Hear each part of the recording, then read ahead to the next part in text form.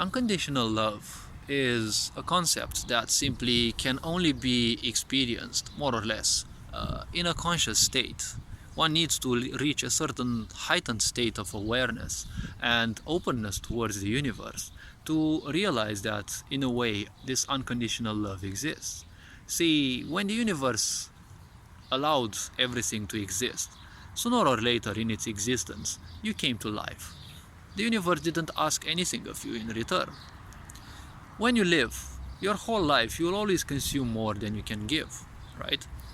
Narcissistic societies will tell you to always give, but never take, because narcissists can only take, they don't give. So that is why you have to be, mentally programmed and psychologically programmed to accept the fact that you must only give, never take.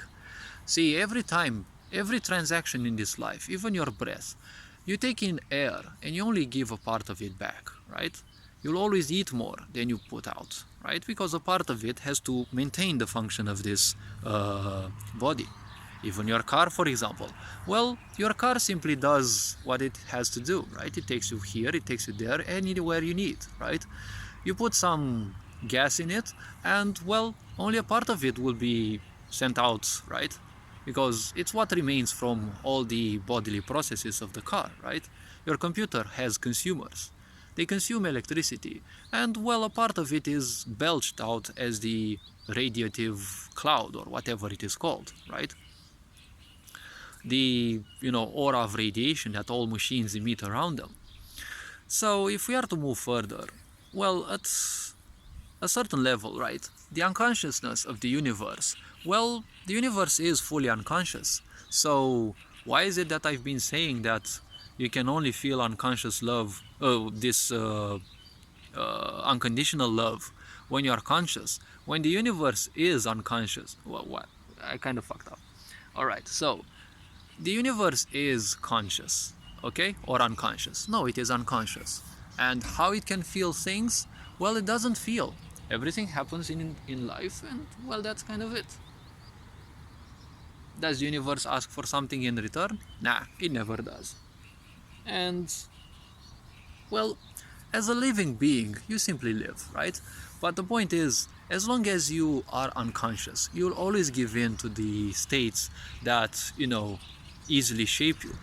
Love can't simply shape you, because if you are conscious, well, it will shape you because you just open to it, and everything in your body will flow in a better way, right?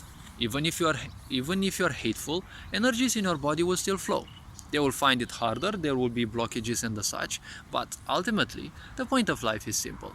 The more you open yourself to love, the better you will feel in a way. But what is this love? Well, love is nothing else than a concept, and it is nothing else but a perfect synonym to life, because love is life, life is love, they are the exact same thing.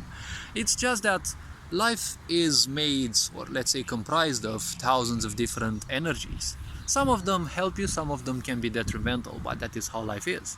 You can't feed a wort light because it was not meant to be, useful to the wort, but, mushrooms, they don't necessarily like light, but they have their own specific functions. So different energies feed different bodies and can be to the detriment of others, right? If we are to think about this, what life is at our own biological level, well, once upon a time you are nothing else but two cells, which united, and together they created the individual that is you, right? Through bodily expansion and through the immense intelligence of the universe, right? All the natural processes, the biological processes, physiological ones, right? All the different energies in your body simply play their role. Science will most likely see these physical outcomes, aka the physical body that you have, and will typically discard that which is beyond because it is not easily observable. You can't have a scientist, freely speak about the 72,000 nadis or things like that that our ancestors would speak about, because if they can't see it at a microscope, the primitivism of their mind simply can't accept something that they don't see. But at the same time, we can only see, as proven by science, 0.035% of the light spectrum. So that kind of makes us blind to the universe, but a lot of the people, aren't they bozos that they say all I see is all there is, right? That's how idiots function.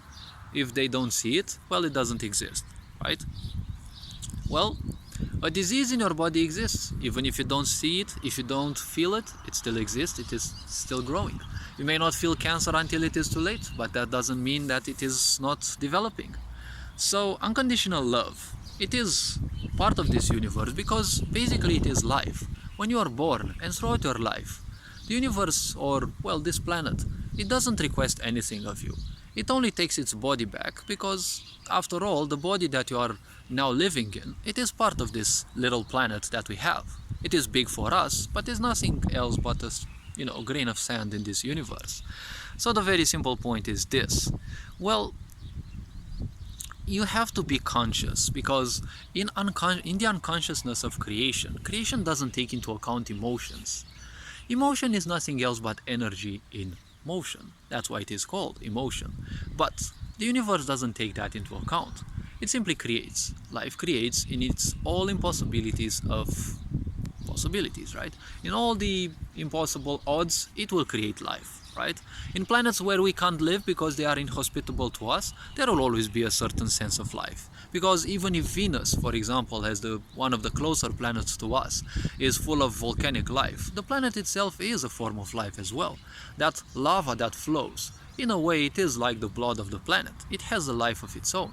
Because life is vibration, ultimately. It is emotion in the end, because emotion is energy in motion, right? Everything that is physical means vibration, so it is energy in motion, right? Now, there are, more conscious beings, like us humans and even animals themselves, have a certain layer of feelings that they have and they can emit, and those can be very powerful. If you are sensitive enough, you can feel different feelings. You can feel feelings of your ancestors because you may not know how your ancestors looked 100 years ago, but their specifics, their traits are still within you through your parents. Science says that the DNA becomes weaker beyond 7 generations, but those influences, even if they are softer, they still exist over there. As I've discovered that truth, you see, the whole history of this universe is in your DNA. No one will tell you that because, well, in a way it is dangerous to tell people that because they will start imagining all sorts of things. You need a certain level of presentness. You need a certain level of awareness to reach those things and a very great stability of the physical body. Because without a certain stability, the emotional output of those memories can simply shatter you. So unconditional love can only be felt when you are conscious. Why am I saying this?